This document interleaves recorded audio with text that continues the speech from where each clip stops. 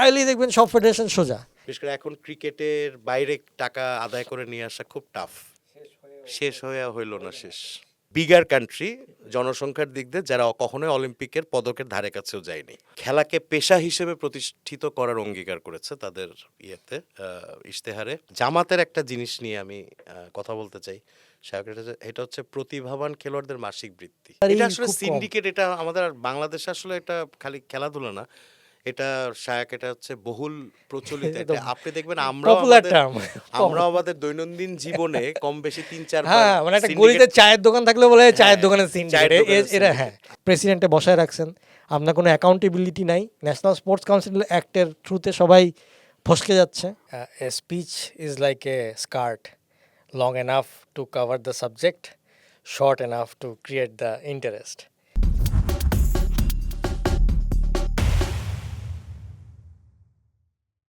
নির্বাচনের আর বেশি দিন বাকি নেই। আগামী বৃহস্পতিবার ত্রয়োদশ জাতীয় সংসদ নির্বাচন। তো নির্বাচনকে সামনে রেখে প্রতিটি রাজনৈতিক দলই নিজেদের ইশতেহার ঘোষণা করেছে, তাদের পরিকল্পনা জনগণের সামনে তুলে ধরেছে। তো এই পরিকল্পনার একটা অংশ জুড়ে আছে কিন্তু বাংলাদেশের খেলাধুলা, খেলার জগৎ। তো খেলার জগৎ নিয়ে বাংলাদেশের এই আসন্ন জাতীয় সংসদ নির্বাচনে প্রতিদ্বন্দ্বী প্রধান দুই রাজনৈতিক দল বিএনপি এবং জামাতে ইসলামীর পরিকল্পনাগুলো কি, এগুলো নিয়ে আজকে আমরা আলোচনা করব। চর্চায় আমাদের সঙ্গে আজকে আছেন ফুটবল অ্যানালিস্ট, ক্রীড়ামোদী আহমেদ শায়েক। শায়েক, আপনাকে স্বাগত জানাচ্ছি। নির্বাচন সন্নিকটে, খুব শিগগিরই বৃহস্পতিবার নির্বাচন। তো এর মধ্যেই বিএনপি জামাত ইসলামী দুই দলই তাদের নির্বাচনী ইশতেহার ঘোষণা করেছে। তো আমি দেখলাম নির্বাচনী ইশতেহার দুটি দলেরই, তো খেলাকে মোটামুটি তারা ভালোই গুরুত্ব দিচ্ছে আর কি। বিশেষ করে বিএনপির যে ইশতেহার তারা দিয়েছে সেখানে কতগুলো পয়েন্ট আমার খুব মানে একটু মনে ধরেছে বা ভাল লাগলো। সেটা হচ্ছে তারা খেলাকে পেশা হিসেবে প্রতিষ্ঠিত করার অঙ্গীকার করেছে তাদের ইয়েতে, ইশতেহারে। শিক্ষাক্রমে খেলাধুলাকে বাধ্যতামূলক করার, খেলাধুলা বিষয়কে বাধ্যতামূলক করার একটা ব্যাপার করেছে। শায়েক, আপনিও নিশ্চয়ই দেখেছেন, কি মনে হয়? আচ্ছা, শুরু করার আগে আসলে দুইটা উক্তি নিয়ে কথা বলতে চাই। একটা হচ্ছে ইংলিশ, একটা হচ্ছে বাংলা। ইংলিশ উক্তিটা হচ্ছে আপনার উইলস্টন চার্চিলের একটা খুব মজার উক্তি আছে, যে a speech is like a skirt, long enough to cover the subject, short enough to create the interest. আর যদি বাংলার বাঙালি বা বাংলাদেশি যদি কালচার হিসেবে বলতে হয়, তাহলে নাম নিব রবীন্দ্রনাথ ঠাকুরের, যার একটা ইয়ে ছিল যে ছোট গল্প, শেষ হয়ে হইল না শেষ। তো ইশতেহার দেখে ব্যাপারটা এরকমই, যে কিছু কথাবার্তা লেখা আছে, দেখলে আপনি যদি দেখেন অনেক কিছু বুঝবেন, আবার গভীরে আরও অনেক কিছু আছে। তো সেটা জামাতে ইসলামী এবং বিএনপি দুজনের ইশতেহারেই এরকম একটা ছোঁয়া দেখেছি, যে কিছু জিনিস বলে দিয়েছে, আবার কিছু জিনিস অনেক গভীরে আছে যেটা কিনা আসলে বুঝতে হবে যে আসলে কি হবে কি হবে না। তো প্রেডিকশনের একটা ব্যাপার আছে। আর যদি ইশতেহারেই যদি বলি, বা এমনি যে কোনো নির্বাচিত সরকারের ক্ষেত্রেই বলি, যে আপনি দেখবেন যে মিডিয়া ইন্টারেস্ট সবচেয়ে বেশি ফার্স্টে থাকে পলিটিক্সে, তারপরে মোটামুটি থাকে হচ্ছে বিনোদন আর স্পোর্টসে। কিন্তু ধরেন পলিটিক্স বা দেশ চালানোর ক্ষেত্রে সব কিছু নিয়ে যেভাবে চিন্তা করা হয়, স্পোর্টস বা বিনোদন এগুলা বাংলাদেশের প্রেক্ষাপটে সবসময় একটু একটু কেন জানি একটু অবহেলিত থাকে। কিন্তু এটা যে অনেক বড় একটা ইন্ডাস্ট্রি, সেটা আপনি ইন্ডিয়াতে যদি বলিউড দেখেন বা আমেরিকায় হলিউড দেখেন, এটা বিশাল একটা ইন্ডাস্ট্রি। আর স্পোর্টস যদি দেখেন তাহলে তো এখন ইংল্যান্ড বা ইউরোপের যে ফুটবলের যে ইন্ডাস্ট্রিটা আছে, সেটা তো বিশাল বড় একটা ইন্ডাস্ট্রি। তো এইগুলাকে যদি সঠিকভাবে আসলে আলোকপাত করা যায়, তাহলে আমার মতে এটা একটা বিশাল বড় ইন্ডাস্ট্রিতে দাঁড়াতে পারে, যেটা কিনা দিন শেষে ঘুরে ফিরে সেই নির্বাচিত সরকারকেই হেল্প করবে বিভিন্নভাবে। এক হচ্ছে কর্মসংস্থান, এক হচ্ছে ইনকাম জেনারেশন, আর দ্বিতীয়ত হচ্ছে তখন যুব সমাজ আসলে এগুলোর মধ্যে এত বেশি মানে গভীরভাবে ইনভলভ থাকবে, যে ধরেন যে আশেপাশের যেসব আর কি নেগেটিভ মাইন্ডসেট বা নেগেটিভ কাজগুলো একটু হওয়ার সম্ভাবনা কমে যায়। তো আমাদের আসলে এই দুই জায়গায় ক্রিয়া এবং বিনোদনে আসলে আমাদের আসলে খুব কম ইন্টারেস্ট থাকে, যার কারণে এটা প্রবলেমটা আসলে আমাদের দেশের সামাজিক বাস্তবতার কারণে, বাস্তবতার সামাজিক বাস্তবতার কারণে। বাস্তবতার কারণেই। তো ওইটাই আর কি, যে যদি ইশতেহারকে যদি আমি যা পড়লাম দুজনের ইশতেহার, জাস্ট ক্রিয়ার পার্টটুকু আর কি আমি পড়েছি, যেহেতু এটা আমাকে আর কি না, ইন্টারেস্ট আমাদের দেয়। আজকের আলোচনা ক্রিয়ার ক্রিয়া, পার্ট হ্যাঁ। নেই। তো যদি আপনার ভাগ করতেই হয় তাহলে আমি বলবো যে এটাকে তিনটা ভাগে ভাগ করা যায়। একটা হচ্ছে জেনারেল, যেটা কিনা দুই পক্ষই মোটামুটি সেম জেনারেল একটা ইশতেহার দিয়েছে। আরেকটা আছে ইউনিক, যে জামাতে ইসলামী কিছু ইউনিক আইডিয়া দিয়েছে, বিএনপি কিছু ইউনিক আইডিয়া দিয়েছে। আর লাস্টলি যদি আরেকটা ভাগ বলতে হয় সেটা হচ্ছে negative, in a way negative points, মানে যেটা কিনা আসলে এরকম হতে পারে যে পরবর্তীতে তাদের জন্যই একটা নেগেটিভ মাইন্ডসেট, বা ধরেন যে তারা ইমপ্লিমেন্ট হতে করতে না পারলে তাদেরই আর কি নামটা খারাপ হওয়ার একটা সম্ভাবনা হয়। প্রতিশ্রুতি ভঙ্গ হবে কি, তখন যখন প্রতিশ্রুতিটা ভঙ্গ হবে তখন যেহেতু এটা স্পোর্টসে হচ্ছে, এটার মিডিয়া কনসেন্ট্রেশনটা বেশি থাকবে। কারণ ধরেন যে অনেক কিছু ইন জেনারেল পারিপার্শ্বিক সামাজিক বা ইনভেস্টমেন্ট রিলেটেড জিনিসগুলো যখন নেগেটিভ হয়, সেগুলো যতটুকু না নিউজ কাভারেজ হয় বা মানুষের প্রতি ভাইরাল হয়, সেই তুলনায় স্পোর্টসে যদি কোনো কিছু ভুল করে সেটা ভাইরাল হয় 10 গুণ বেশি। তো এটা পরবর্তীতে কিন্তু এসে নিজেদেরই ক্ষতি করে সেই দলের হিসাবে। তো বলতে গেলে ইশতেহারটাকে আসলে এই তিন ভাগে আর কি ভাগ করা যায়। প্রথমে বাংলাদেশ জাতীয়তাবাদী দল বিএনপির যে আপনার প্রধান প্রধান পয়েন্টগুলো, তাদের স্পোর্টস নিয়ে তাদের যে ভাবনা, আমি একটু বলি আপনাকে। আপনি হয়তো দেখেছেন, এক দুটো তো বললাম। খেলাকে পেশা হিসেবে প্রতিষ্ঠিত করার অঙ্গীকার, তারা কিন্তু অঙ্গীকার করেছে, ইচ্ছা প্রকাশ করেনি, অঙ্গীকার করেছে। শিক্ষাক্রমে খেলা বিষয়কে বাধ্যতামূলক সাবজেক্ট, খেলাকে মানে তাদের বাংলা, অঙ্ক, ইংরেজির বাইরেও স্পোর্টস যে কোনো একটা সাবজেক্ট নিতে হবে, স্পোর্টসের যে কোনো কিছু নিতে হবে। 450টি উপজেলায় মানসম্পন্ন ইনডোর স্টেডিয়াম নির্মাণ, 64 জেলায় ইনডোর সুবিধা সম্পন্ন স্পোর্টস ভিলেজ, উপজেলা ক্রীড়া কর্মকর্তা, ক্রীড়া শিক্ষক, প্রতিটি শিক্ষা প্রতিষ্ঠানে পর্যায়ক্রমে বিষয়ভিত্তিক ক্রীড়া শিক্ষক নিয়োগ, মানে ফুটবলের শিক্ষক, ক্রিকেটের শিক্ষক বা অন্য এরকম নাকি আমি ঠিক জানি না, কনফিউজিং। বিষয়ভিত্তিক ক্রীড়া শিক্ষক নিয়োগ, ফুটবল, ক্রিকেট বা অন্য খেলায়, মানে এরকম আর কি। যাই হোক, আমি যেটা মনে করেছি, সব মহানগর ও গ্রামীণ জনপদে খেলার মাঠ, যেটা আমাদের খুব গুরুত্বপূর্ণ বাংলাদেশের স্পোর্টসে, যেটার অভাব সবচেয়ে বেশি।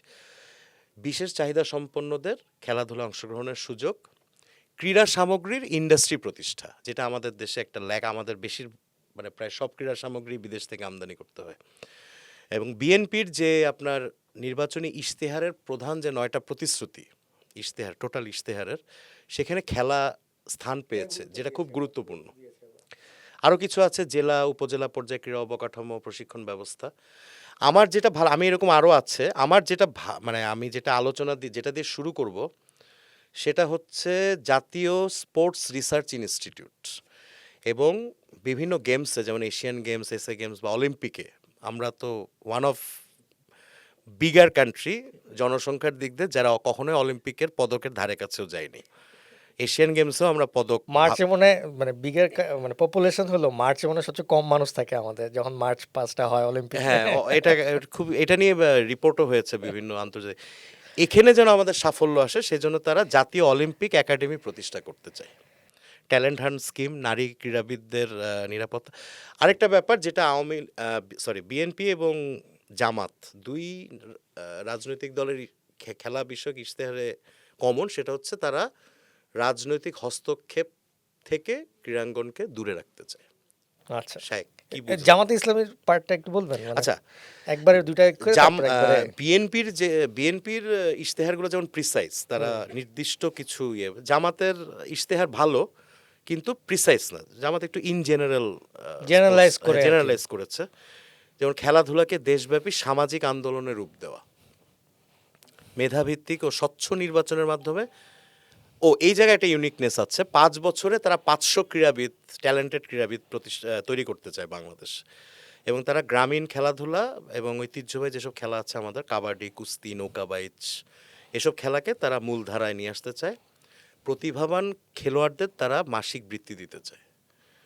বিজ্ঞানভিত্তিক ক্রীড়া ও বিজ্ঞান ইনস্টিটিউট, স্পন্সরশিপ সংগ্রহে সরকারি উদ্যোগ। আমি প্রথমে যেটা আর কি বলছিলাম, যে দুই পক্ষরই ইশতেহারটাকে আমরা তিনটা ভাগে ভাগ করতে পারি, একটা জেনারেল, একটা ইউনিক, আর একটা হচ্ছে kind of it negative side, যেটা কিনা ড্রব্যাক বলে অনেক সময় ইশতেহার। তো যদি জেনারেলটায় আসি, দুইজনই সেম কথা বলেছে যে participation of players, participation in international competition, মানে অলিম্পিক, তারপরে হচ্ছে south Asian games, Commonwealth games, এগুলো নিয়ে আর কি তারা পার্টিসিপেশন করতেছে, এবং সেটা সিরিয়াসনেসটা তারা ইশতেহারে পদক দেখিয়েছে, আসে বা হ্যাঁ, যাতে সাফল্য একটা আসে। রোলিং থাকে। তো এটা ক্ষেত্রে দুজনই মোরালেস জেনারেলাইজ একটা আর কি আইডিয়া দিয়েছে। সেখানে আমি বলবো যে বিএনপি স্ট্র্যাটেজিক্যালি একটু নারীদেরকে নিয়ে একটা এক্সট্রা পয়েন্ট এখানে অ্যাড করেছে সম্ভবত, হ্যাঁ। যে নিরাপত্তা এবং সুযোগ সুবিধা, নারীদের নিরাপত্তা নিরাপত্তা এবং এবং সুযোগ হ্যাঁ, এটা আমি বলবো যে একটু স্ট্র্যাটেজিক্যালি একটু আগিয়ে রাখার জন্য, এবং মেয়েদের যে খেলাটা যে সাফল্যগুলো নিয়ে আসছে, সেটা ফুটবল বলেন বা অন্যান্য খেলায়, বা ক্রিকেটেও কিন্তু বেশ কিছু দূর সাফল্য নিয়ে আসছে, এবং অন্যান্য খেলাগুলো যাতে আসে, বক্সিং বলেন, ভারোত্তোলন বলেন, এই যাতে খেলাগুলোতে আর কি চলে আসে। তো ওইখানে সেফটি একটা বড় ইস্যু বাংলাদেশের সোশিও ইকোনমিক পার্সপেক্টিভে। কারণ শুধু ঢাকা চিন্তা করলেই তো হবে না, ঢাকার বাইরেরও ব্যাপার আছে। তো বিএনপি এখানে আমি বলবো যে স্ট্র্যাটেজিক্যালি এই ইলেকশনের জন্য এটাকে একটা ভালো একটা প্লেসমেন্ট আমি বলবো। তো এটা দুজনেরই জেনারেল, শুধু বিএনপি একটু মানে ওমেনদেরটা একটু এক্সট্রা আর কি অ্যাড করেছে। ইনফ্রাস্ট্রাকচারের কথা দুজনই বলেছে, যে ব্যায়ামগার, মাঠ, এগুলো সব কিছুই তৈরি করতে হবে। তবে বিএনপির এখানে একটা এক্সট্রা আবার অ্যাড করেছে, যেটা যে কারেন্ট যেই ইনফ্রাস্ট্রাকচার আছে ওগুলোকে উন্নয়ন করা। এখন কেন এই কথাটা আমি বলছি বা আমি রিয়েলাইজ করছি, তার কারণ হচ্ছে যে অনেক সময় মানে যাতায়াত বা ঢাকার বাইরে যখন আপনি যাবেন, বিভিন্ন শহরে বা বিভিন্ন জেলার হঠাৎ করে গ্রামের মাঝখানে দেখবেন যে আগের আমলে শেখ রাসেল মিনি স্টেডিয়াম তৈরি করেছিল, কিন্তু প্রতি বছরই কিন্তু প্রজেক্ট থাকতো শেখ রাসেল মিনি স্টেডিয়াম। তো আমার অবজারভেশন মতে যে শেখ রাসেল মিনি স্টেডিয়াম ছিল পাড়ার একটা মাঠ, যেটাতে একটা সুন্দর একটা ড্রেসিং রুম টাইপের করে রেখে ওটাকে একটা মিনি স্টেডিয়ামের রূপ দিয়েছিল। কিন্তু এই মিনি স্টেডিয়াম মানে ব্যবহার করতে না করতে করতে, বা ধরেন যে উন্নয়ন না করতে করতে, বা মেনটেনেন্স না করতে করতে অবস্থা বেশ খারাপ অবস্থায় চলে গিয়েছে। তো ওটাকে দেখে আপনার মিনি স্টেডিয়ামও মনে হবে না, মাঠও আর লাগে না। তো আমার কথা হচ্ছে যে আগের সরকার যে মিনি স্টেডিয়ামগুলো করেছে, ওইটাকেও যদি আমরা ইমপ্রুভ করতে পারি, তাহলেও ধরেন যে কম খরচে বেশ কিছু মাঠ এবং ইনফ্রাস্ট্রাকচার পাওয়া সম্ভব, যেটা কিনা অনেক রিমোট এরিয়াতে খেলাধুলাকে ছড়িয়ে দেওয়ার জন্য হেল্পফুল হবে। জাতীয় ক্রীড়া পরিষদের মালিকানাধীনেই বোধহয় বাংলাদেশে প্রায় 64টা স্টেডিয়াম আছে, এটা আমি 67, মানে এরপরে আরো হয়তো বেড়েছে, মানে আমার লাস্ট হিসাব যেটা ছিল 67। এটা কিন্তু it's not a matter of joke. 67টা ইনফ্রাস্ট্রাকচার, স্পোর্টস ইনফ্রাস্ট্রাকচার, শুধুমাত্র অবহেলা এবং মেনটেনেন্সের অভাবের কারণে এগুলো প্রপার ম্যানেজমেন্টও বলতে পারেন, ম্যানেজমেন্ট এবং মেনটেনেন্স, মানে এই জিনিসগুলোকেও যদি প্রপারলি মেনটেন করা যায়, তাহলেও স্টেডিয়ামগুলোকে এত সুন্দর করে করে মানে এনে নেওয়া যায় যে আপনার নতুন করে আবার বানাতে হবে না। কারণ নতুন করে বানাতে গেলে একটা সময় সাপেক্ষ, দেখা যাবে যে ধরেন নেক্সট 5 বছরেও শেষ হবে কিনা, জটিলতা, ধরেন ল্যান্ড, বাংলাদেশে আপনি এইটা তো জানেন যে বাংলাদেশের হচ্ছে আমাদের ল্যান্ডের অনেক স্কের্স, মানে আমাদের মানুষ বেশি কিন্তু জমি কম, জমি নিয়ে এর জন্য এত বেশি সমস্যা হয়। তো সেখানে আবার আর একটা মাঠ করতে গেলে সেই জমি পাওয়াটাও, জমি অধিগ্রহণটাও একটা বড় একটা ব্যাপার হয়ে যাবে। তো সেই ক্ষেত্রে যেই মাঠগুলো আছে সেইগুলোকে যদি আমরা বেটার করতে পারি, এবং সেখানে যাতে সবাই খেলতে পারে এরকম ফ্যাসিলিটিসগুলো অ্যাড করতে পারি, তাহলে আমি বলবো যে কম খরচে আমরা এফেক্টিভিটিটা বেশি পাবো। সো আমার মানে এখানে দেখলাম যে সেই ক্ষেত্রে আর কি বেশ কিছু যে উন্নয়ন, মানে এক্সিস্টিং ইনফ্রাস্ট্রাকচারের যে উন্নয়নটা, এইটা আসলে খুবই আমি বলবো যে একটা ভালো পয়েন্ট ওই সেন্সে, যে আপনি ওই জায়গায় চিন্তা করছেন।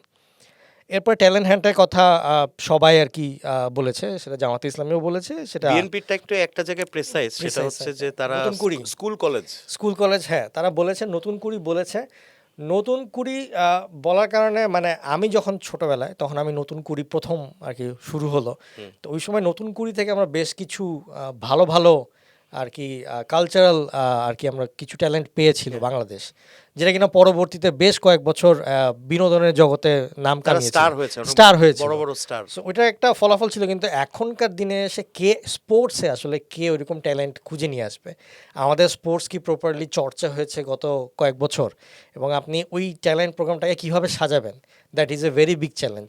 কারণ আপনি বিনোদনটা যেভাবে একটা হচ্ছে যে সিঙ্গেল স্পোর্টস, মানে কি বলি, সিঙ্গেল একটা ইভেন্ট, স্পোর্টস কিন্তু এখানে একটা গান, একটা অভিনয়, হ্যাঁ গান অভিনয় আছে, কিন্তু স্পোর্টস কিন্তু অনেক সময় দলগত। আপনি কেমনে একটা সিঙ্গেল ফুটবলার আপনি মেজার করবেন সে ভালো কিনা, দেখা গেলো যে সে ভালো ড্রিবলিং পারে কিন্তু পাস দেয় না, তাহলে তো তার তো এখানে অনেক ব্যাপার আছে যে এটা কেমনি ইমপ্লিমেন্ট করবে, that can B A drawback also বিএনপির জন্য, যে নতুন করে করলো কিন্তু ব্যাপারটা ফলপ্রসূ হলো না। বাট এমনি হ্যাঁ, সিঙ্গেল ইভেন্ট যেরকম বক্সিংয়ের ক্ষেত্রে, কিন্তু হ্যাঁ সেক্ষেত্রে বক্সিংয়ের কে ডিসাইড করবে যে হচ্ছে প্লেয়ারটা ভালো কিনা, সেরকম বক্সিং কোচ কি বাংলাদেশের আছে কিনা, মানে আপনি বুঝতে পারছেন বা না, বিচারক কারা থাকবে? বিচারক কারা হ্যাঁ। থাকবে, কারণ আপনি সেইটা কিন্তু একটা বড় ব্যাপার।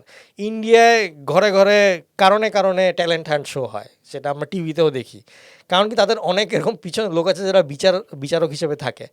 তো এখন কিন্তু আমাদের বাংলাদেশে তো এরকম চর্চা এর আগে হয়নি, তো আপনি এখন ওটাকে কিভাবে করে বিচারকের পর্যায়ে নিয়ে আসবেন সেই সব লোকগুলোকে? সো শুধু প্রোগ্রাম করলে হবে না, ওটার তো একটা রেজাল্ট থাকতে হবে। সো এইখানে it can B A drawback. এবং এইসব আপনার ধরেন মানে এইসব পরিকল্পনাগুলোর সমস্যার কারণেই হয়তো দেখা যায় যে আমরা অতীতেও দেখেছি যে আমাদের কোনো কিছুই টেকসই হয় না। হ্যাঁ, মানে একটা সিস্টেমেটিক ওয়েতে প্রত্যেক বছর হয় না, মানে প্রথম ২-৩ বছর আপনি হয়তো কোনো রেজাল্ট পাবেন না, কিন্তু একটা প্রসেসের মধ্যে চলে পঞ্চম বছরে গিয়ে আপনি যদি একটা প্লেয়ার পান যে কিনা সাকিব আল হাসানের মতন এফোর্ট দিতে পারে, বাংলাদেশকে নাম উঁচু করতে পারে, তাহলে কিন্তু সেটা অনেক বড় ব্যাপার। কিন্তু ওই সিস্টেমটাই যদি প্রপারলি রান না করে, দেখা যাবে যে পরবর্তীতে এই নতুন করে যে একটা গুড ব্র্যান্ড ইমেজ আছে এটাই হয়তো খারাপ হয়ে গেল। সো এই ক্ষেত্রে কিন্তু অনেক বেশি কেয়ারফুল থাকতে হবে, কারণ বাংলাদেশের সাথে নতুন করির নামটা কিন্তু অনেক ব্র্যান্ড ইমেজ যোগ করে, কারণ এককালে তার গান, মানে নতুন করির যে ইন্ট্রো গান এবং নতুন করির যে আপনারা মানে আপনি, এটা এটা আমি, ব্র্যান্ড আমরা ভ্যালু সব- is different, brand value is এটা different. Brand Even value sound টা, ডিফারেন্ট, হ্যাঁ নতুন সাউন্ডটাও করে। এবং লোগোটাও, মানে ওই ব্র্যান্ড ভ্যালুটা কিন্তু যদি একটা খারাপ অনুষ্ঠানের কারণে কিন্তু পুরো ব্র্যান্ড ইমেজটা কিন্তু ধ্বংস হয়ে যেতে পারে। সো নতুন করির ব্যাপারে আচ্ছা, এটা কি নতুন কুড়ি নামেই বলার বলছে মানে নাকি? এখানে এখানে মানে ইশতেহার যা লেখা আছে যে নতুন করে স্পোর্টস কর্মসূচির মাধ্যমে আচ্ছা, 12 থেকে 14 বছর প্রতিভাবান ক্রীড়া শিক্ষার্থীদের বৃত্তি প্রদান করা হবে। কিন্তু হ্যাঁ ওইটাই যে হু উইল বি দ্য জাজ, that will B a very very critical factor এই নতুন কুড়ির ক্ষেত্রে। সো ট্যালেন্ট হান্টের ক্ষেত্রে এছাড়াও হ্যাঁ মানে জামাত যেটা বলেছে যে 5 বছরে 500, কিন্তু এখানে একটা জিনিস ভালো করেছে, তারা ডিফাইন করে দেয়নি কোন স্পোর্টস। সো তারা ওভারঅল মিলায় যদি 500 ক্রীড়াবিদ আন্তর্জাতিক মানে তৈরি করতে পারে, it is a huge achievement.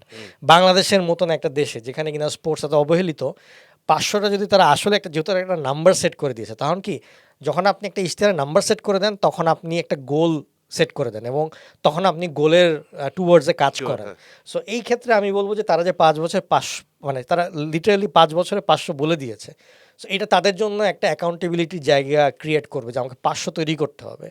So that is a very good thing. কিন্তু সেই ক্ষেত্রে আবার আপনি ধরেন যে এখানে বিএনপির ক্ষেত্রে ব্যাপারটা ভেগ, যে ট্যালেন্টটা কী হবে, কীভাবে হবে। তারা প্রোগ্রামের কথা বলেছে, তারা স্কুলে ইন্টিগ্রেশনের কথা বলেছে, উইচ ইজ ভেরি গুড। স্কুলে ইন্টিগ্রেশন হওয়াটা স্পোর্টসে, তাহলে আমাদের মানে শিক্ষার পাশাপাশি ক্রিয়ার যে বিকাশটা এইটা হবে, এই জিনিসটা একটা ভালো। তো ওইটাই আর কি কেমনে করবে ওই প্রসেসটা, it will be very challenging. Very challenging. 4 number যদি বলতে হয় অলিম্পিককে নিয়ে দুই দলই আর কি বেশ সিরিয়াস যা দেখা যাচ্ছে। খুব ভালো, এটা হ্যাঁ, ভালো খবর। ভালো খবর যে ওই যে জামাত যেটা বলেছে যে 500 প্লেয়ার তৈরি করো, তো 500 প্লেয়ার তৈরি করার মধ্যে নেক্সট অলিম্পিকটাকে আর কি তারা টার্গেট করেই হয়তো আগাচ্ছে, কারণ 2030 সালে অলিম্পিক সম্ভবত।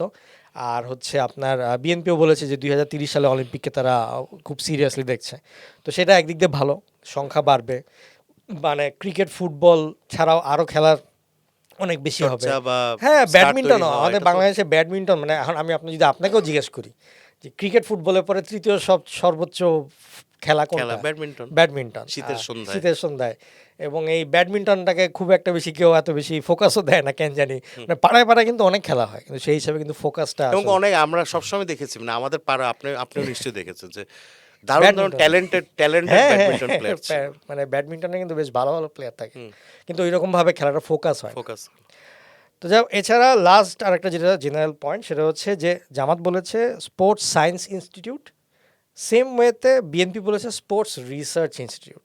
দুইটাই ইনস্টিটিউট, কিন্তু দুইটা ধরন ডিফারেন্ট। রিসার্চটা হচ্ছে যে ওইটাকে নিয়ে রিসার্চ করবে, নতুন নতুন জিনিস ইনোভেট করবে। আর স্পোর্টস সায়েন্সটা হচ্ছে যে যেই জিনিসটা অলরেডি আছে সেটা দিয়ে কেমনে প্লেয়ারদেরকে আরও বেটার করা যায় সেইগুলো নিয়ে আলাপ হবে। সো দুইটা কিন্তু ডিফারেন্ট জিনিস। সো রিসার্চের ক্ষেত্রে তারা ডাটা রিসার্চিংয়ের ব্যাপারটাকে আর কি বেশ ইম্পর্টেন্স দিয়েছে, যেটা কিনা সামনে এখন যত বেশি স্পোর্টস আগাচ্ছে আপনি কিন্তু দেখতে পাচ্ছেন ডাটার কিন্তু অনেক বেশি ইম্পর্টেন্স। সেটা ফুটবল বলেন, ক্রিকেটে বলেন, ডাটা দিয়ে কিন্তু অনেক কিছুই আর কি হচ্ছে। সো তারা ওই দিকটায় খেলাধুলার ডেটাবেজ ডেটাবেজই হয়ে যাচ্ছে সব কিছু বলতে গেলে। কিন্তু জামাত আবার বলেছে এখানে যে স্পোর্টস সায়েন্স। সো স্পোর্টস সায়েন্সে কিন্তু বলতে গেলে বাংলাদেশে একেবারেই ওরকম কোনো ইনস্টিটিউট নাই, এক্সেপ্ট আমি যতটুকু জানি যশোরে সম্ভবত একটা কোর্স আছে, প্লাস বিকেএসপিতে হয়তো এরকম কিছু কোর্স আছে যেগুলো কিন্তু স্পোর্টস সায়েন্সের জন্য পড়ানো হয়। বাট ওই রকম কিন্তু কোনো ইনস্টিটিউট নাই যেখানে আপনি যদি স্পোর্টস নিয়ে পড়াশোনা করতে চান, বাংলাদেশে কিন্তু একেবারেই না, কিছু নেই। কিছুই নেই। সো সেদিক দিয়ে আমি বলবো যে আমাদের এটা খুবই ভালো একটা কথা যে স্পোর্টস সায়েন্স আগে মানুষজনকে শিক্ষিত করতে হবে স্পোর্টস সায়েন্সে।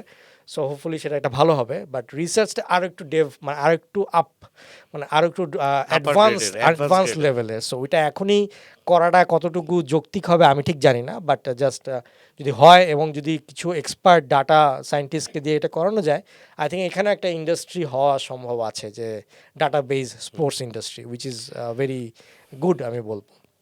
সো এটা মোরালেস জেনারেল, এও বলেছে স্পোর্টস সেও গুডস এর বলেছে। ইন্ডাস্ট্রির কথাও হ্যাঁ, ওইটা বিএনপি ওইটা বলতেছে। ওইটা আমি বলবো যে এটা বিএনপির একটা ইউনিক পয়েন্টের আন্ডারে আসছে, যেহেতু কথা উঠলোই ইউনিকনেসের দিকে। এখন যদি আসি, বিএনপি স্পোর্টস গুডসের কথা বলেছে, সেটা একটা ইন্ডাস্ট্রির কথা বলেছে, সেটা খুবই ভালো। কিন্তু সেটার জন্য আমাদের কাঁচামাল কি আমাদের বাংলাদেশে কি এরকম মেটেরিয়াল আমরা পাবো কি না, আমরা এইটা শিওর যে আপনি হচ্ছে লেবার পাবেন, এবং ধরেন অপেক্ষাকৃত চিপ লেবারে আপনি বাংলাদেশে এটা বানাতে পারবেন, এবং সেটার কারণে হচ্ছে যে আপনার প্রফিট মার্জিনটাও বেশি হবে। কিন্তু আপনার মেটেরিয়াল কি ওই লেভেলের পাবেন কি না, যখন ক্রিকেট বল বা ক্রিকেট ব্যাট যেরকম পাকিস্তানে তৈরি হয়, ওই যে মেটেরিয়ালটা তারা ওই দেশে পায়, হ্যাঁ উইলো, হ্যাঁ ওই মেটেরিয়ালটা কি বাংলাদেশে পাওয়া নাকি আবার মেটেরিয়ালটা এক্সপোর্ট করতে হবে, তো সেক্ষেত্রে কিন্তু খরচটা আবার বেড়ে যাবে। নাকি আমাদের এখানে ধরেন আমরা কোনো ইন্টারন্যাশনাল ব্র্যান্ডের অধীনে আমরা ধরেন ওই যে অনেকটা গার্মেন্টস এর মতো মানে যে একটা ফুটবল সেলাই করে দেওয়া বা হ্যাঁ, ফুটবলের আপনি যদি ওরকম ম্যানুয়াল লেবার দিয়ে চিন্তা করেন তাহলে কিন্তু it's a very good industry. But আমি বলবো যে জার্সি অলরেডি আমরা করি, সো ওইটা নিয়ে আর কি দরকার নেই। ফুটবলটা ক্যান বি ফুটবল অ্যান্ড ক্রিকেটের যে স্পোর্টস Gear গুলো ইকুইপমেন্টগুলো, হ্যাঁ সেগুলো হয়তো করা ইয়ে হবে, কিন্তু আর যেসব জিনিসগুলো আছে সেগুলো আর আসলে এখনো বুঝতে হবে, কারণ স্পোর্টসগুলো নিয়ে মানে ক্রিকেট ফুটবল নিয়ে তো চর্চা হয়, এর জন্য মানুষজন জানে, কিন্তু বাকি স্পোর্টস নিয়ে তো ওইরকম ভাবে আসলে র ম্যাটেরিয়াল মেটেরিয়াল একটা ফ্যাক্ট, যে আসলে মেটেরিয়ালটা আপনি কোত্থেকে নিচ্ছেন। So আমাদের দেশে যদি হয় ভালো, তাহলে ওয়াই নট। শাইক একটা জিনিস দেখলাম যে স্পোর্টস ডিপ্লোমেসি নিয়ে বিএনপি কথা জি, বলছে। এটাও ইউনিক পার্ট, মানে এখানে আমি দুইটা আমরা তো দুইটাই ডিপ্লোমেসিতে পিছিয়ে যে আমরা আমি বিশ্বকাপ আমি বলবো খেলতে এখানে পারছি না ক্রিকেটে। বিএনপির দুইটা পয়েন্ট আছে, এটা খুবই ইউনিক। সেটা হচ্ছে স্পোর্টস ডিপ্লোম্যাসি আর হচ্ছে স্পোর্টস ইকোনমি। এই দুইটা ওয়ার্ড হ্যাঁ, যে কেউ ইশতেহারে ব্যবহার করতে পারে বাংলাদেশে, এইটাই মনে করেন একটা বিশাল ব্যাপার। মানে এই দুইটা ওয়ার্ড বা এই দুইটা টার্ম যে কেউ জানে, কারণ আপনি সাউথ এশিয়ায় মানে আপনি ধরেন যে হ্যাঁ হয়তো মানুষজন জানে, কিন্তু মানে এত বৃহৎ লেভেলে Policy level-এ- পলিসি লেভেলে যে এই দুইটা টার্ম ইউজ করবে, এটা একটা বিশাল বড় আমি বলবো যে ইশতেহারের পজিটিভ সাইড বিএনপির। আমি বলবো যে যদি বাকি দুইটার ইশতেহারের যদি আমি পাশাপাশি নেই, তাহলে আগিয়ে রাখবো শুধুমাত্র এই দুইটা পয়েন্ট ইউজ করার কারণেই। কারণ স্পোর্টস ডিপ্লোম্যাসি বাংলাদেশকে অনেক দূর আগিয়ে নিয়ে যেতে পারে, এবং স্পোর্টস ইকোনমিও বাংলাদেশকে অনেক দূর এগিয়ে নিয়ে যেতে পারে। আমাদের সবসময় সমস্যা হচ্ছে আমাদের কর্মসংস্থান নেই, আমাদের হচ্ছে ছেলেপেলে বেকার বসে আছে, কিন্তু ছেলেপেলের আবার প্যাশন হচ্ছে স্পোর্টস। তো যখন আপনি তাদেরকে স্পোর্টসে কর্মসংস্থান করে দিতে পারবেন, ইকোনমিটা বড় করলে অটোমেটিক্যালি কর্মসংস্থান বাড়বে, এবং এই কর্মসংস্থান বাড়ার মাধ্যমে যেটা হবে যে মানুষজন আরও বেশি কাজ করবে এবং ইন্টারেস্ট নিয়ে কাজ করবে, এবং এই কাজের মধ্যে তো এক ধরনের প্যাশন থাকবে। প্লাস ধরেন এখন ফুটবল বা আপনি ক্রিকেট যদি ধরেন, ক্রিকেট আপনি বলছেন যে আপনার ফিক্সড ডিপোজিট 1,000 কোটি টাকার ফিক্সড ডিপোজিট আছে, তো এটা অলরেডি একটা বিশাল বড় ইন্ডাস্ট্রি। বা আপনি ইন জেনারেল যদি মানুষকে জিজ্ঞেস করেন, সবাই বলে cricket is a very big industry বাংলাদেশে, ফুটবল সেই তুলনায় ছোট। কিন্তু এখন ধরেন যদি আমরা কনসিডার করি বাংলাদেশের ফুটবলের ইন্ডাস্ট্রিটা ধরেন 10 টাকার, এটাকে 10,000 টাকা ইন্ডাস্ট্রি বানানো সম্ভব, বাংলাদেশে সেই পোটেনশিয়াল আছে। কিন্তু ওই যে ইকোনমিটা বাড়াচ্ছে না, যার কারণে প্লেয়ারও বেশি খেলছে না, যার কারণে মানুষ আর্ন করছে না, খেলাগুলোকে ছড়াচ্ছে না, যার কারণে হয় কি মানে এই কর্মসংস্থানটা হচ্ছে না। কিন্তু প্রত্যেকটা জেলায় বছর জুড়ে যদি খেলা থাকে, তাহলে ওখানে যেই পরিমাণ লোকাল ছেলে পেলে খেলার সাথে কাজকর্মে ইনভলভ হবে, সেটাতে তাদের কিন্তু কর্মসংস্থান হবে এবং কর্মসংস্থান একই সাথে আপনার তার নিজের জেলাতে হবে। তাহলে যেটা হবে সে আরও বেশি কমফোর্ট থাকবে, সে আরও বেশি ইন্টারেস্টেড থাকবে, বড় শহরগুলো বড় বিক্রি শহরগুলো হবে। আরও আরও আরও বাড়বে। তো আমি বলবো যে ওর জন্যই যে এই দুইটা term is a very positive term এবং এই দুইটা টার্ম থেকে বোঝা যাচ্ছে যে বিএনপির ইশতেহারে যারা স্পোর্টস নিয়ে লিখেছে তার পিছন থেকে কেউ না কেউ খুব ভালো বা তারা স্টাডি স্পোর্টস নিয়ে স্টাডি করেছে। এখানে আর একটা জিনিস যেটা আমি বলবো জামাতের ক্ষেত্রে যেটা খুব ভালো করেছে সেটা হচ্ছে তারা লোকাল যে গেমস 3টা খেলা হাডুডু, কুস্তি, নৌকাবাজ, এই 3টাকে তারা বলেছে যে দেশীয় ঐতিহ্যবাহী খেলাধুলাকে রাষ্ট্রীয় পৃষ্ঠপোষকতায় সংরক্ষণ ও সম্প্রসারণ করা হবে। মানে this is a very big thing. কারণ আমাদের বাংলাদেশে আপনি যদি স্পোর্টস দেখেন, আমাদের জাতীয় খেলা কাবাডি বা হাডুডু, এইটাকে নিয়ে আমাদের কোনো প্রসারই নেই। কিন্তু অন দি আদার হ্যান্ড আপনি ইন্ডিয়ায় দেখেন কাবাডি প্রো লিগ হয়, কিন্তু বাংলাদেশে কিন্তু কাবাডির কোনো লিগ বা কিছুই হয় না। অথচ কাবাডি প্রো লিগে কিন্তু বাংলাদেশের কাবাডি খেলোয়াড়দের যথেষ্ট চাহিদা আছে। তো এই যে আমাদের লোকাল খেলাগুলো যেটা কিনা হাডুডু বা কুস্তি, যেটা কিনা ওই যে আপনার চিটাগংয়ে হয়, আমি জব্বরের বলি খেলা, এই খেলাগুলো কিন্তু আমাদের লোকাল একটা হেরিটেজ। বা আপনি নৌকাবাইজ, এগুলো কিন্তু লোকাল হেরিটেজ। এইগুলো দিয়ে কিন্তু আপনি বাংলাদেশকে ব্র্যান্ডিং করতে পারবেন পৃথিবীতে। কিন্তু এইগুলোকে আমরা ইউজ করি না। এগুলো দিয়ে যে কত বড় ব্র্যান্ডিংয়ের একটা ব্যাপার আছে। আপনি বাংলাদেশের সবচেয়ে বেশি হচ্ছে, বাংলাদেশের স্থলের থেকে বেশি হচ্ছে নদীপথ। এই নদীপথ ভিত্তিক যে স্পোর্টস, এই যে নৌকা বাইচ বলেন বা আপনি আরও রোয়িং আমরা চাইলে আনতে পারি। এই স্পোর্টসটা বা কক্সবাজারে যেসব ধরেন যে স্পোর্টস করা যায় যেটা কিনা নদী ভিত্তিক, সেগুলা কিন্তু মনে করেন একটা বিশাল একটা প্রফিট আমাদেরকে এনে দিতে পারে। কিন্তু আমরা কিন্তু এই জায়গাটাকে আমরা একটা আনট্যাপড পোটেনশিয়াল হয়ে পড়ে আছে। তো তারা যে এই 3টা খেলার কথা বলেছে এবং এগুলোকে তারা যদি আসলে রাষ্ট্রীয় পৃষ্ঠপোষকতা এটাকে ব্র্যান্ডিং করে properly, it will B a very good positive side for আমাদের স্পোর্টস। সো জামাতের এই জিনিসটা খুবই ভালো ছিল। আর দ্বিতীয়ত হচ্ছে তারা যে ইন্টারন্যাশনাল পার্টিসিপেশনের ব্যাপারে জোর দিয়েছে। অনেক সময় আছে যে আমাদের দেখা যায় যে এই যে ইন্টারন্যাশনাল, আপনি ক্রিকেটে ধরেন, ক্রিকেটে এই যে আইসিসি ওয়ার্ল্ড কাপ আমরা খেলতে গেলাম না। তারপরে এর আগে এক সময় ছিল যে মেয়েরা হচ্ছে এশিয়ান কাপে একবার খেলতে যায়নি, আপনার মনে আছে কিনা আমি জানি না, যে একবার খেলতে গেল না, যেটা নিয়ে তুমুল বিতর্ক। কোন একটা, হ্যাঁ। তো এখানে কিন্তু জামাত একটা কথা খুব ভালো দিয়েছে যে আন্তর্জাতিক টুর্নামেন্টে অংশগ্রহণের সহায়তা তারা অবশ্যই করবে। এবং এই আন্তর্জাতিক টুর্নামেন্টে যদি আপনি পার্টিসিপেশন না করেন, আপনার স্পোর্টস কীভাবে আগাবে? এই যে ক্রিকেটে খেলতে গেল না, এই যে গভর্নমেন্ট সাপোর্টটা দিল না, এই সাপোর্ট না দেওয়ার কারণে এখন ক্রিকেট কত পিছিয়ে যাবে। তো এখন এই ইন্টারন্যাশনাল খেলায় আপনাকে অবশ্যই একটা বিশাল বড় একটা মানে রাখতে হবে, যে আপনাকে দিতে হবে ইন্টারেস্টটা। সো এই দুইটা পয়েন্ট আমি বলবো জামাতে খুবই ইউনিক এবং তারা বেশ ভালোভাবে বলেছে এবং খুবই অ্যাপ্রিসিয়েট ওয়ার্দি। এখন বিএনপি যদি আমি আবার আসি, তারা প্রফেশনালিজমের প্রতি অনেক বেশি জোর দিয়েছে। প্রফেশন, এবং তাদের প্রথম কথাই হচ্ছে যে খেলাধুলাকে পেশা হিসাবে প্রতিষ্ঠা করতে হবে। এবং এইটার সাপ্লিমেন্ট হিসেবে তারা বলেছে যে ফুটবল এবং ক্রিকেটের পাশাপাশি বাকি খেলাগুলোকে পেশাদার হিসেবে নিয়ে আসতে হবে, যেটা কিন্তু একটা ভেরি বিগ চ্যালেঞ্জ। মোটামুটি স্পেসিফিক করে দিচ্ছে তারা, দেখি না, এখানে বলছে যে ক্রিকেট ও ফুটবলের পাশাপাশি হকি, বাস্কেটবল, ভলিবল, দাবা এবং অন্যান্য খেলা পেশাদার লিগ চালু করতে হবে।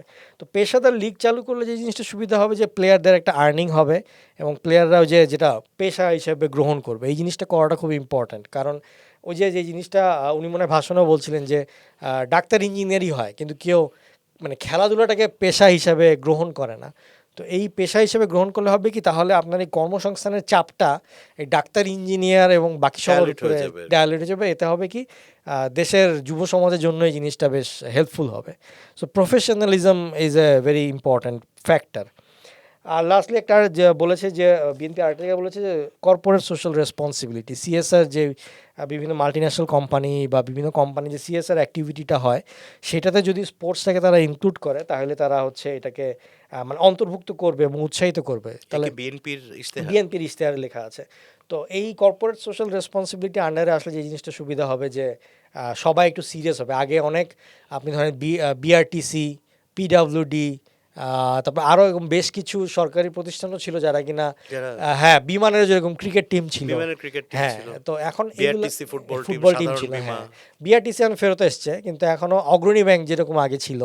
তো এরকম প্রতিষ্ঠানগুলো যদি আবার সেই স্পোর্টসে ফেরত আসা শুরু করে এবং এই খেলাটা যদি পেশাদার জায়গায় যেতে পারে, তাহলে মনে করেন এই কর্মসংস্থান, প্লেয়ারদের যেই আফটার ক্যারিয়ার, মানে ক্যারিয়ারটা শেষ করার পর তারা কিছুই করা থাকে না, তো তারা হবে কি ওই চাকরির আন্ডারে যেতে পারবে সেসব কোম্পানিগুলোতে, যেটা কিনা আগে আমাদের মডেল ছিল, একসময় ছিল। একসময় বাংলাদেশের মডেল ছিল যে প্লেয়াররা ওই কোম্পানির আন্ডারে খেলতো এবং ক্যারিয়ার শেষ করলে ওই কোম্পানিতেই চাকরি পেয়ে যেত।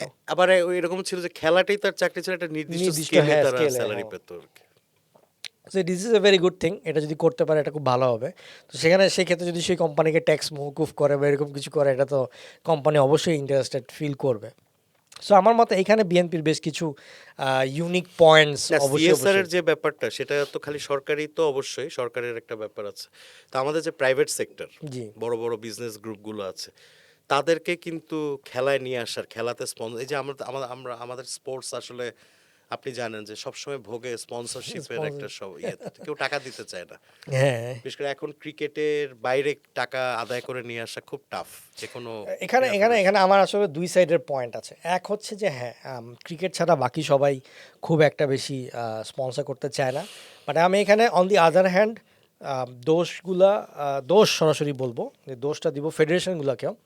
কারণ যখন কোনো কোম্পানি টাকা দিবে তারা তো রিটার্ন অন ইনভেস্টমেন্ট দেখতে যাবে, তারা দেখতে যাবে যে আমি 10 টাকা দিচ্ছি, তারা এখান থেকে যাবে 12 টাকার লাভ, তাদের মনিটারি ভ্যালু হয়তো না, কিন্তু তারা যে 10 টাকা দিচ্ছে তারা 12 টাকার লাভ নেওয়ার চিন্তা করবে।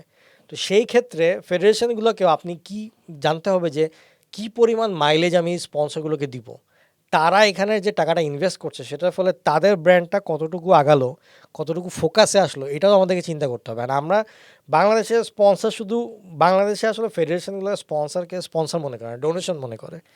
ডোনেশন হচ্ছে যে আপনাকে দিয়ে দিল শেষ, ওটার কোনো হিসাব নিকাশ নাই। কিন্তু মাল্টিন্যাশনাল কোম্পানি যখন আপনাকে স্পন্সর করবে তখন স্পন্সরের পরে তাদের রিটার্ন অফ ইনভেস্টমেন্ট রিপোর্টও লাগে, যে তুমি যে এখানে 10 টাকা দিলা এই 10 টাকার কি বেনিফিট তুমি উঠাই নিয়ে আসলা।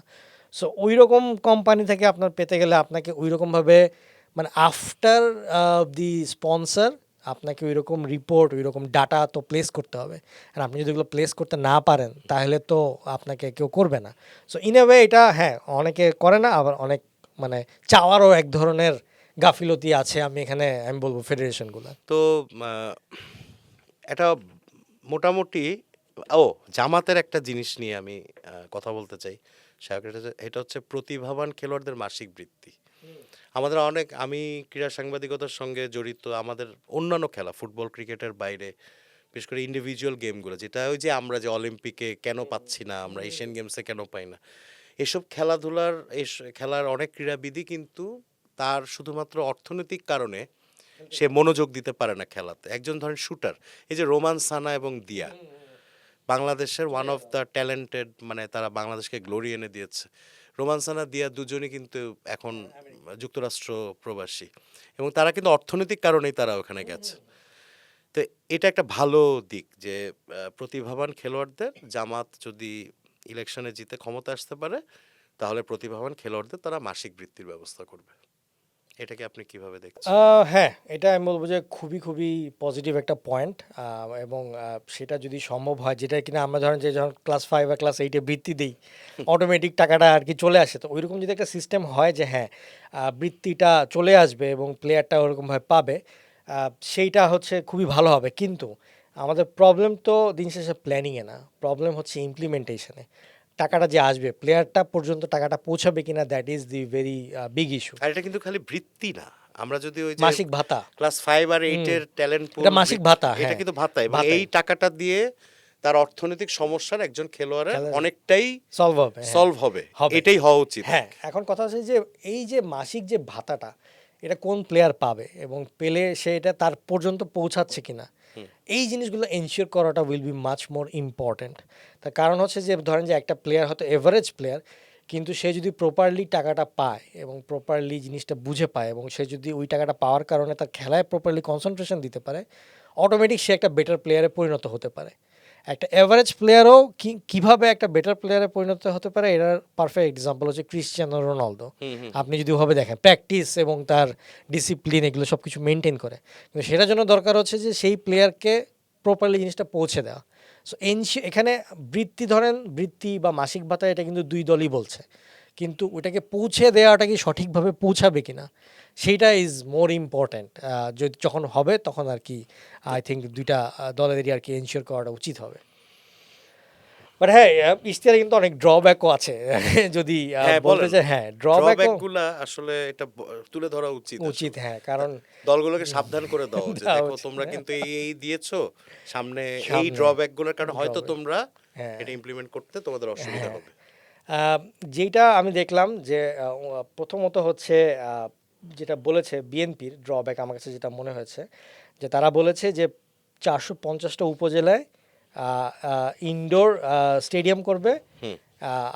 আর এবং 64টা 64টা জেলায় জেলায় indoor sports sports village village করবে। ইনডোর একটা স্টেডিয়াম বা ইনডোর একটা স্পোর্টস ভিলেজ এটা কিন্তু অনেক কস্টলি একটা ব্যাপার।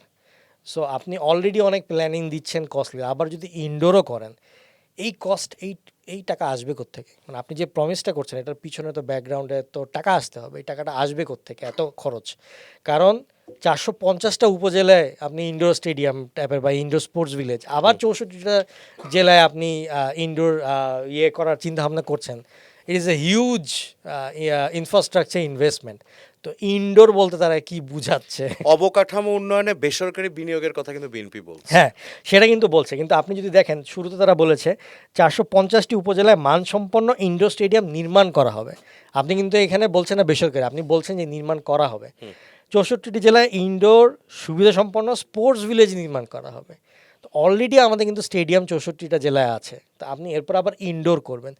সেই ইনডোরগুলা যে আপনার করতে তো খরচ আছে, জমির কথা বলছিলাম, তো এই যে ব্যাপারগুলা এই খরচটা আসবে কোত্থেকে? এত খরচ, তাই না? তো আপনি সরাসরি বলেছেন যে এখানে আবার আমি যেটা বলছিলাম যে জামাত যেটা বলেছিল যে 5 বছরে 500টা প্লেয়ার তৈরি করবে, তারা কিন্তু একটা নাম্বার দিয়ে দিচ্ছে। আপনি যখন নাম্বার দিয়ে দেন তখন কিন্তু আপনার অ্যাকাউন্টেবিলিটি চলে আসে। আপনি কিন্তু ইশতেহারে বলে দিলেন 450টা করবেন, 64টা করবেন ইনডোর, এটা কিন্তু আপনি একটা নাম্বার দিয়ে দিলেন। নাম্বার দিয়ে দিলেই কিন্তু মানুষজন সারাক্ষণ আপনার মিডিয়া কিন্তু সবসময় আপনার পিছনে লেগে মানে থাকবে, 1 বছরও যাওয়ার আগে বলবে যে আপনার আলোচনা শুরু হ্যাঁ করে আলোচনা কই কাজই তো শুরু হলো। হ্যাঁ, তো এই নাম্বারটা যখন আপনি দিয়ে দেন তখন কিন্তু আপনি একটা বাধ্যতার মধ্যে চলে আসেন, এবং একই সাথে মানে 450টা আপনি উপজেলা মানসম্পন্ন ইনডোর স্টেডিয়াম নির্মাণ করবেন বললেন। 450টা ইনডোর স্টেডিয়াম নির্মাণ করা কিন্তু এত সহজ না, মুখের কথা না। মুখের কথা না।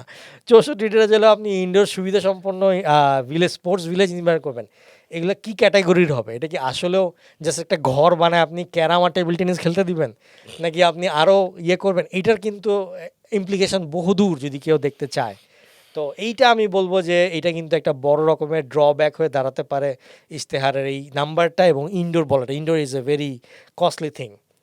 অনেক কিছু লাইটিংয়ের ব্যাপার আছে, এক্সট্রা কস্টিংয়ের ব্যাপার আছে, যে ওগুলো আসলে চিন্তা করা দরকার। সো সেক্ষেত্রে আমি বলবো যে এইটা একটা ড্রব্যাক ছিল। আমি যদি আরেকটা ড্রব্যাক বলি যে তারা হচ্ছে যে প্রত্যেকটা উপজেলায় ক্রিয়া অফিসার এবং ক্রিয়া শিক্ষক নিয়োগ দিবে, আলাদা আলাদা সাবজেক্ট। আলাদা আলাদা সাবজেক্টে। এইটা একটু কনফিউজিং, তার কারণ হচ্ছে 64টা জেলায় 64টা ক্রিয়া অফিসার আছে অলরেডি, এবং তাদের কাজ হচ্ছে যে যেই খেলাগুলো হবে সেগুলোকে ইমপ্লিমেন্ট করা। মানে ক্রিয়া অফিসারের দায়িত্ব হচ্ছে ক্রিয়া পরিদপ্তরের আন্ডারে সে হচ্ছে ইমপ্লিমেন্ট করবে খেলাটুকু। মানে ডিএসএ, ডিস্ট্রিক্ট স্পোর্টস অ্যাসোসিয়েশন, তারা হচ্ছে স্ট্র্যাটেজি সেট করবে যে কীভাবে হবে, আর হওয়ানোটা হচ্ছে ক্রিয়া অফিসারের কাজ। তো অলরেডি 64টা জেলায় আছে, আপনি আরও নিয়োগ দিবেন, আবার শিক্ষক নিয়োগ দিবেন। সেই শিক্ষক কি মাল্টি ট্যালেন্টেড হবে নাকি স্পেসিফিক হবে?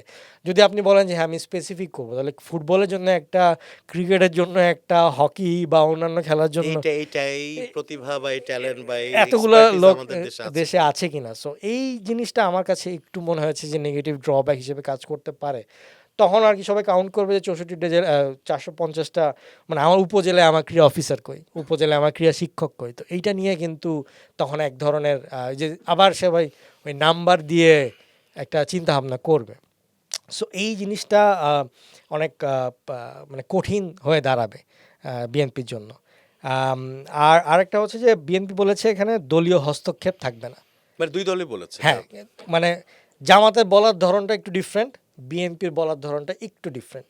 বিএনপি সরাসরি বলেছে দলীয় হস্তক্ষেপ থাকবে না। দলীয় হস্তক্ষেপ বলতে এখানে কি বোঝাচ্ছে? তার মানে বিএনপিরই দলের বা ক্রীড়া সংগঠক যারা আছেন তারা থাকবে না। মানে তারা থাকবে, কিন্তু ধরেন ওইটা নির্বাচনের মাধ্যমে আসবে বা এরকম কিছু একটা। তাহলে বাফুফেতে কি হবে? এটা একটা কোয়েশ্চেন থেকে যায়। না, এটা তো আলোচনা, এটা কারণ এটা এটাই দলীয় তো। হস্তক্ষেপ তো আমরা দেখছি, হ্যাঁ, দলীয় বা অথবা হ্যাঁ রাজনৈতিক রাজনৈতিক হস্তক্ষেপ, এটাই হস্তক্ষেপ, বলি হ্যাঁ। আমরা। এটা এটা সলিউশন আমি আপনাকে শোয়ে পরে দিব, আগে আমি আলোচনা করিনি, তারপর আমি সলিউশনটা আমি আপনাকে বলবো যে কেন প্রবলেম। শোয়ে দেন? হ্যাঁ, শোতেই দিব, শোয়ের শেষে আর কি, মানে লাস্টের দিকে দিব। আচ্ছা, কিন্তু ওই যে দলীয় হস্তক্ষেপ, আপনি কতটুকু পর্যন্ত দলীয় হস্তক্ষেপ বুঝাতে চাচ্ছেন, দলীয় হস্তক্ষেপ সলভ করবেন কিভাবে, এইটার তো একটা ভেগ একটা ভেগটা ডিসকাশন, একটা ভেগ একটা টার্ম। তো এইটা দলীয় হস্তক্ষেপ বললে কিন্তু সবাই কানেকশনটা খোঁজা শুরু করবে যে আপনার দলীয় হস্তক্ষেপ কোন কোন ফেডারেশনে আছে, এবং আহ, এইটা আর কি সলভ করাটা খুবই টাফ হয়ে যাবে ইশতেহারে যা আছে সেই হিসাবে। বাট এর বাইরে গিয়েও যদি একটা কাজ করে বিএনপি, তখন জিনিসটা সলভ হবে, ওটা আমি আসছি পরে। এখানে হচ্ছে যে জামাত যেটা বলেছে খুবই ইন্টারেস্টিং একটা পয়েন্ট, ক্রিয়াঙ্গনকে সিন্ডিকেট ও দলীয় প্রভাবমুক্ত করে দক্ষ ও সুষ্ঠু ব্যবস্থাপনায় পরিচালনা করা হবে।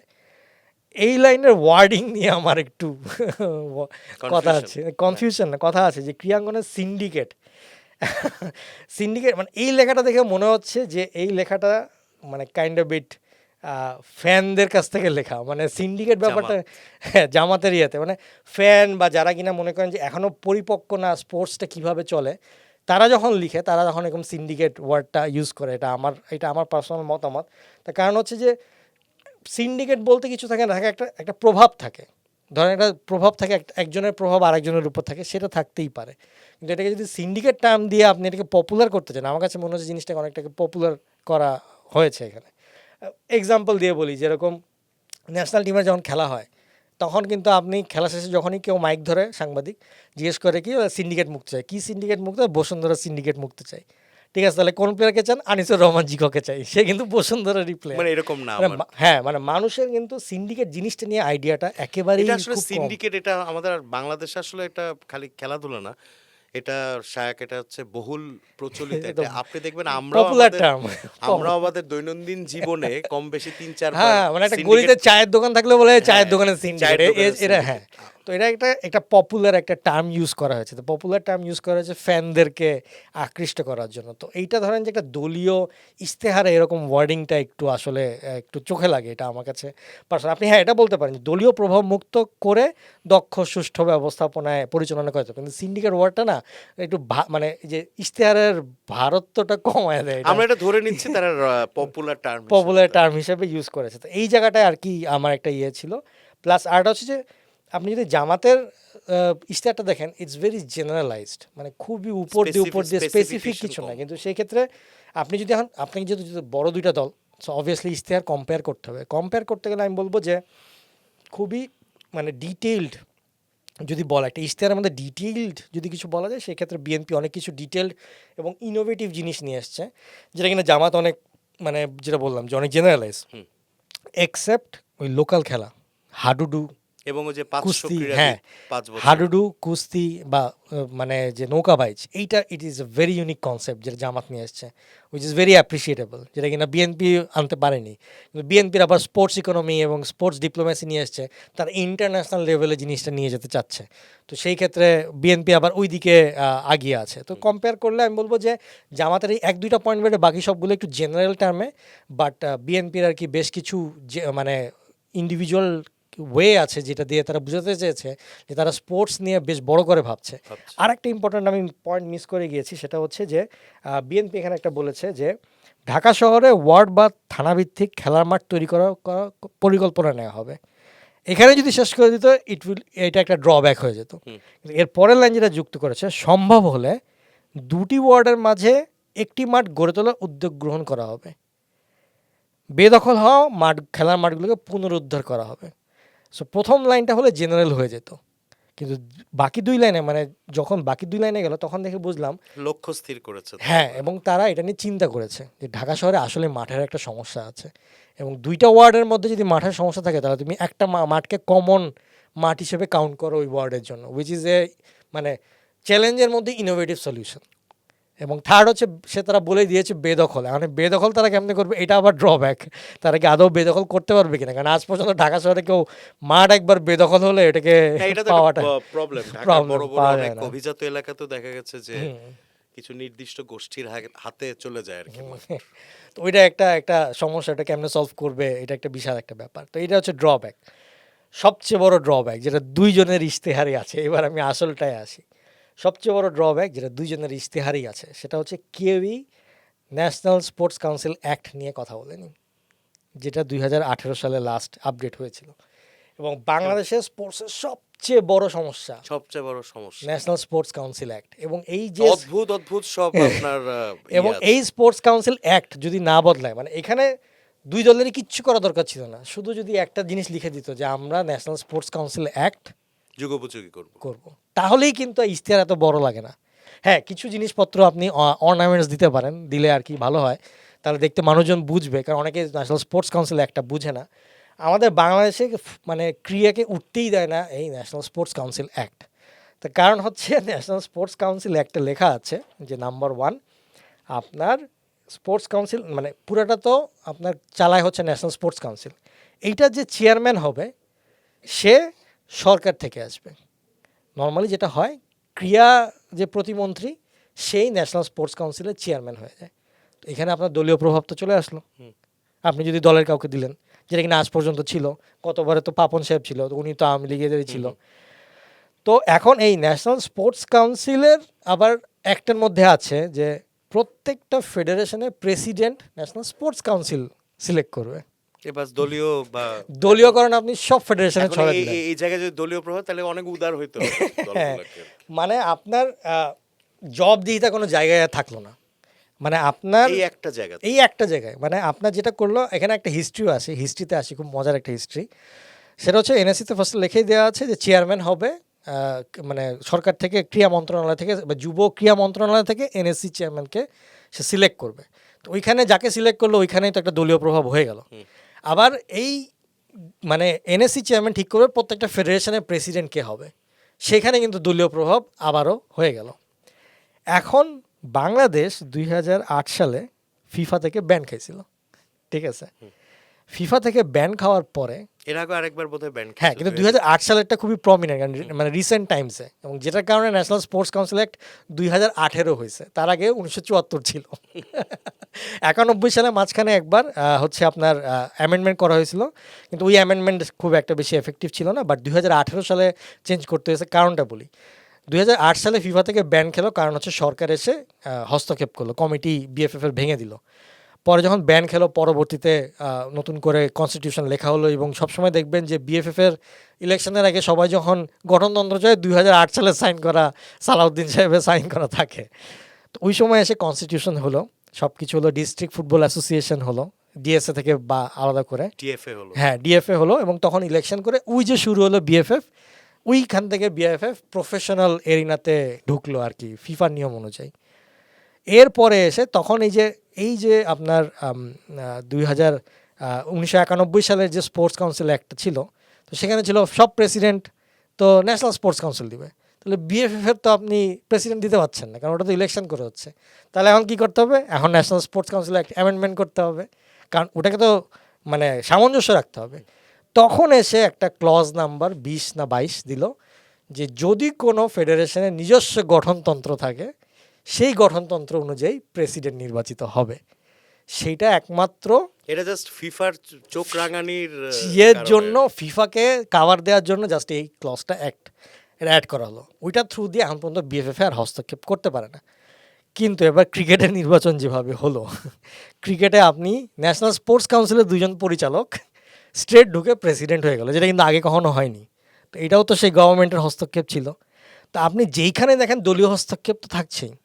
তো এখানে আপনার একমাত্র উপায় কি? আপনি স্পোর্টসে যদি আসলেই জীবনে কোনোদিন উন্নতি চান বাংলাদেশে হোক, আপনাকে সবার আগে national sports council act 18 amendment করতে হবে, এবং বলতে হবে প্রত্যেকটা ফেডারেশনের নিজস্ব ইলেকশন হবে, এবং নিজস্ব ইলেকশন থেকেই তারা যারা নির্বাচিত হয়ে আসবে আমরা সরকার। হ্যাঁ, কিন্তু এখানে কোশ্চেন থাকতে পারে যে আপনি সবগুলো ফেডারেশনকে একা একা ছেড়ে দিলেন, তারা কি প্রপারলি ম্যানেজ করতে পারবে ফেডারেশনগুলোকে? তাহলে এখানে সরকারের ইনভলভমেন্টটা কী হবে? সরকারের ইনভলভমেন্টটা হবে দিন শেষে হায়েস্ট অথরিটি তো এখানে সরকার। সরকার যদি না চায় কোনো ফেডারেশনে কিন্তু থাকতে পারবে না। আপনি যদি রেকগনাইজ না করেন কোনো ফেডারেশনকে, তাহলে কিন্তু সেই ফেডারেশন বিলুপ্ত হয়ে যাবে। তো সরকারের হাতে ওই এক্সট্রিম ক্ষমতাটাই থাকতে হবে, ন্যাশনাল স্পোর্টস কাউন্সিলের হাতে ওই এক্সট্রিম অবজারভেশন ক্ষমতা থাকতে হবে। আপনি ইমপ্লিমেন্টেশনে গেলে হবে না, আপনাকে অবজারভেশন ক্ষমতার মধ্যে থাকতে হবে যে তুমি কাজ ঠিক মতন করতেছো কিনা, তুমি তোমার হিসাব ঠিক মতন দিচ্ছ কিনা। তাহলে যে জিনিসটা হবে তখন এই আয় ব্যয়ের হিসাবগুলো ঠিক হওয়া শুরু করবে, অ্যাকাউন্টেবিলিটির জায়গাটা বাড়বে। এবং এখানে এখানে হবে কি যে তুমি যদি আজকে প্রপারলি ফেডারেশন না চালাও, তুমি ইন্টারন্যাশনাল খেলা খেলতে আমরা তোমার জিও দিব না, তাহলেই দেখবেন সব ফেডারেশন সোজা। আপনি যদি জিও না দেন, কোনো ফেডারেশনের বিদেশ সফর হবে হবে না। তো যেইখানে আপনার ক্ষমতা দেখান, আপনি সেখানে ক্ষমতা হাতে এবং রাখেন। ক্ষমতা কিন্তু দুই এক জায়গায় থাকলে, সরকারের কাছে দুই এক জায়গায় ক্ষমতা থাকলে কিন্তু হয়ে গেল। এবং আপনি বলবেন যে তোমাকে এইগুলো পয়েন্টস আছে, এই পয়েন্টসগুলোকে হচ্ছে বছরের মধ্যে কমপ্লিট করতে হবে, আদারওয়াইজ আমরা তোমাকে ন্যাশনালি রেকগনাইজ করবো না। অটোমেটিক ফেডারেশন সব সোজা হয়ে যাবে। কিন্তু ওই যে আপনি আপনার দলীয় লোক প্রেসিডেন্টে বসায় রাখছেন, আপনার কোনো অ্যাকাউন্টেবিলিটি নাই, ন্যাশনাল স্পোর্টস কাউন্সিল অ্যাক্টের থ্রুতে সবাই ফসকে যাচ্ছে, যার কারণে দিন শেষে স্পোর্টসের কিছুই হচ্ছে না। ধন্যবাদ শায়েক, খুব প্রাণবন্ত এবং মানে খুব উপভোগ্য আলোচনা। আসলে দেখা যাক কি হয় নির্বাচনের পর, যারাই ক্ষমতায় আসুক আমরা অপেক্ষায় থাকবো যে তারা তাদের ইশতেহার Best idea. বাস্তবায়ন করবে এবং আমার একটাই চাওয়া এবং ওই যে national National sports Sports Council council Act। Act change করবে। তো দর্শক, আজকে এই পর্যন্তই, আমরা অপেক্ষায় থাকবো। এই যে ইশতেহারগুলো তারা দিয়েছে, ইশতেহারে বিভিন্ন প্রতিশ্রুতি দিয়েছে, এই প্রতিশ্রুতি যেন নির্বাচিত হয়ে যারাই আসুক তারা যেন সঠিকভাবে বাস্তবায়ন করে। আর শায়কের কথা অনুযায়ী আপনার ন্যাশনাল স্পোর্টস কাউন্সিল অ্যাক্টটা যেন যুগোপযোগী করা হয়। ধন্যবাদ।